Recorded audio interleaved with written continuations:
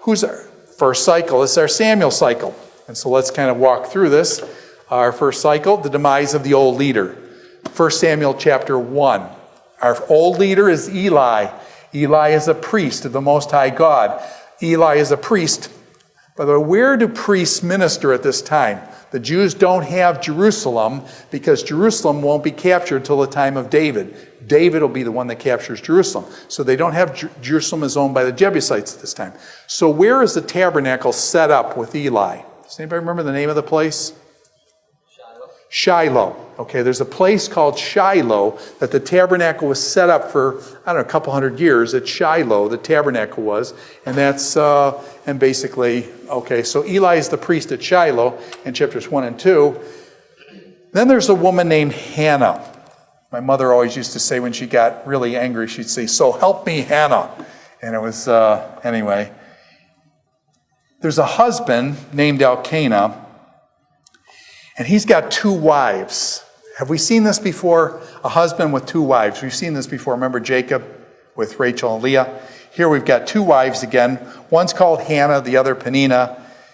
Who has all the kids? Peninnah has all the kids. Hannah can't have kids. Is that a problem in the ancient world? We've seen this. The story of the barren woman, have we seen this story over and over again?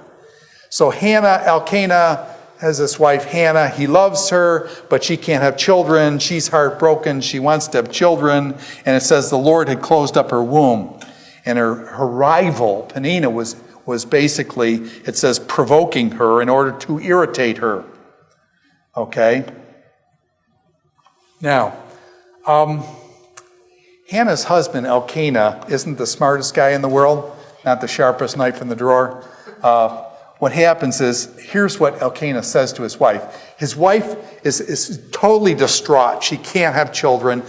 Her rival is egging her on, just irritating the daylights out of her.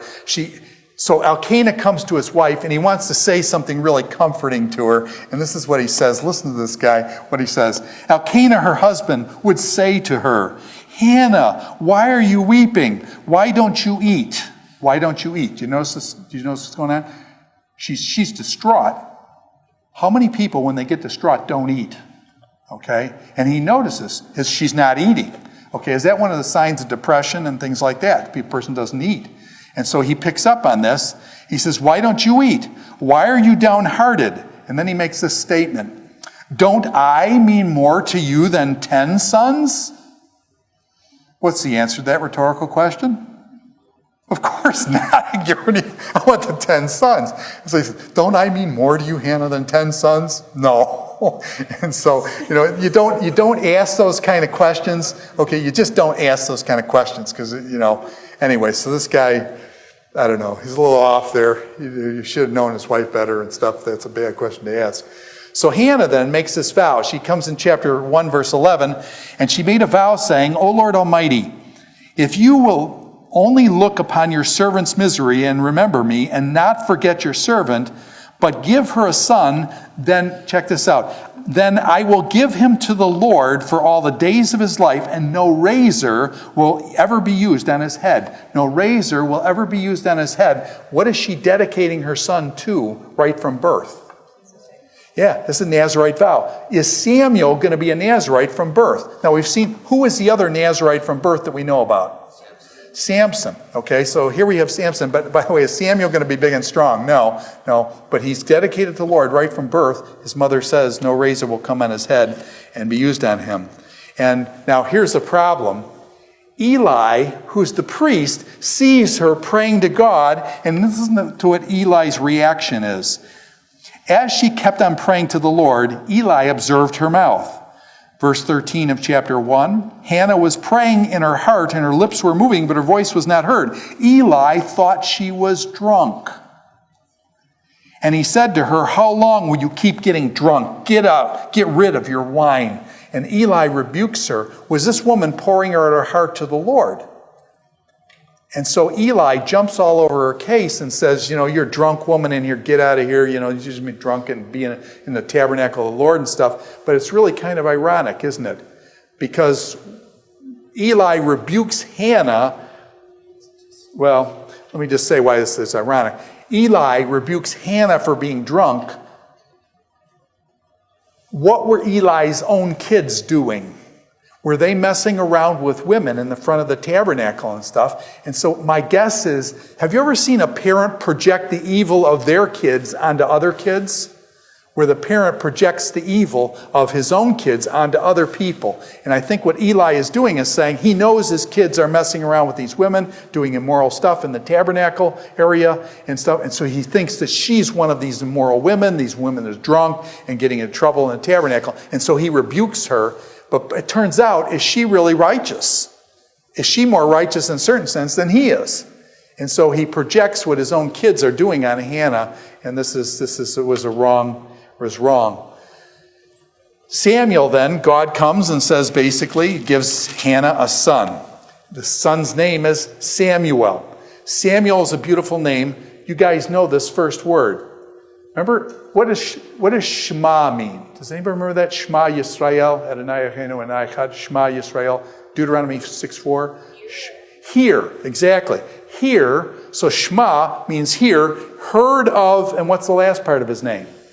Heard of El, or El listened. Who's El? El is God. God listened. So what's Samuel's name mean? God heard, God listened. God heard her prayer and gave her Samuel. So God listened. It's a beautiful name, Samuel and stuff. There it is right there. Actually, God listened, okay? And so Samuel is named, and God heard and gave Hannah the son. Hannah then dedicates him to the Lord by giving him over to Eli. By the way, who else made a vow to God and may have delivered over to God their child? Does that sound a little bit like Jephthah? Remember Jephthah made a vow? And then, whether he burned or whatever. It's interesting, maybe parallel there. Now, Eli's sons, what do we learn about these guys, okay? Eli's sons. Two big problems that they were doing. They were priests under Levi. Eli would be the main high priest type person. His sons, Hophni and Phinehas, were ripping off meat. They were ripping off meat. When people brought sacrifices, did the priest get to eat some of the meat? If it were a purification offering or if it were a sin or guilt offering, the priest got to participate in that. Okay?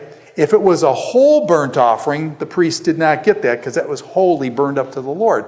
But his kids, basically, whenever they saw a sacrifice, they figure, hey, it's steak time, man. We're going to chow down. And so they basically stuck their fork in and took whatever meat they wanted, and they totally defiled God's sacrifice. And all the people knew this, that when they bring their sacrifices to God for their sins, they're offering up, the priests are ripping them off. And so it's basically, it totally defiled God's sacrificial system, and these guys are doing some really bad stuff. They're also committing immorality with women by the tabernacle. So these women would bring sacrifices, and pretty soon the guy's trying to get them to go to bed. Okay? And so this was really bad. Now, for you guys, it's even worse than that, because in pagan religions, the Baal worship and the Asherah worship, Baal worship was a fertility god. You guys remember Baal in the Old Testament? Baal was a fertility god. Part of the worship service for Baal worship,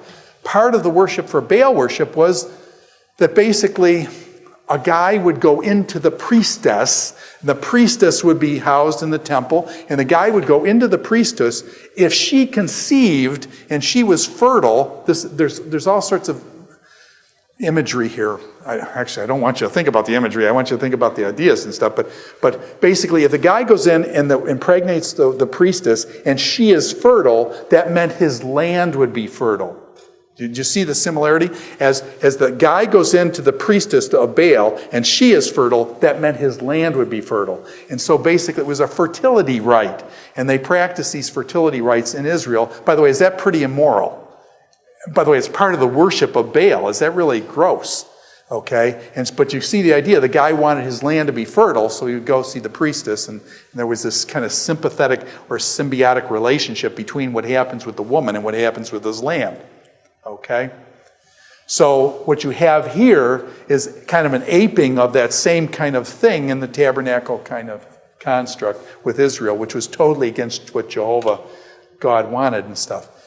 In contrast to Hophni and Phinehas, Eli's sons, you have this wonderful statement in chapter 2, verse 25 and 26. Let me read this statement, and I want you to think of who comes to mind when I read this statement, okay?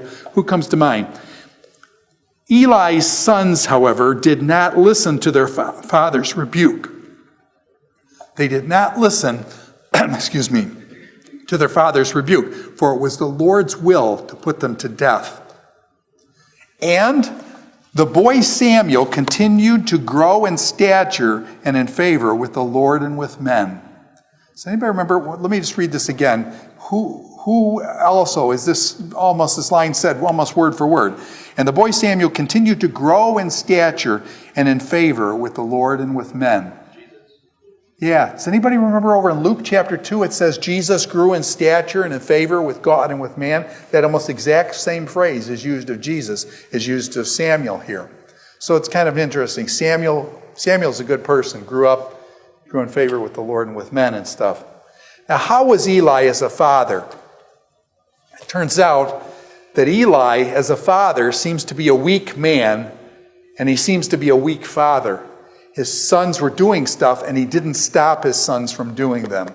He didn't stop his sons, and so basically his sons are bad. He's a weak father, his bad sons. And I want to look at this kind of father-son relationship thing as it goes on in the book of Samuel. When I was younger, I studied the book of Proverbs. I was a young father. I was in my mid-20s, and I had my first child. And I really didn't know what it was like to be a father. And so I decided that I was going to do my academic work. I was going to study the book of Proverbs. Why did I study Proverbs for most of my life? Because Proverbs is as a father speaks to his children. And so I wanted to be a good father. So I thought, I'm going to be this good father. That will guarantee me that I have good kids, right? If I'm a good father, then my kids turn out right. Because I'm a good father, we have a good home, and the kids turn out right. Okay? And I just want to expose some of that. I was I needed to have grown up a lot since then, but I want to just point this out. We'll come back to this thing but Eli was a weak father.